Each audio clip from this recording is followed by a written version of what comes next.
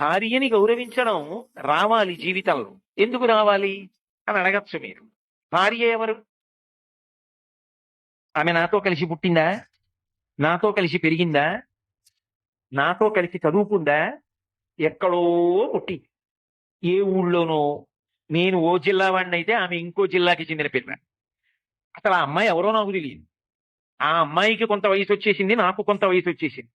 ఆ అమ్మాయికి ఏదో ఒక పదార్థం తినడం ఇష్టం, నాకేదో ఒక పదార్థం తినడం ఇష్టం.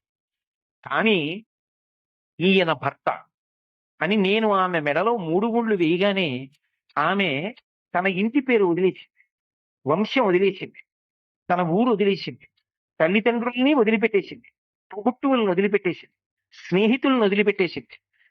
ఆయన ఎవరో తెలియదు. తాళి కట్టాడు.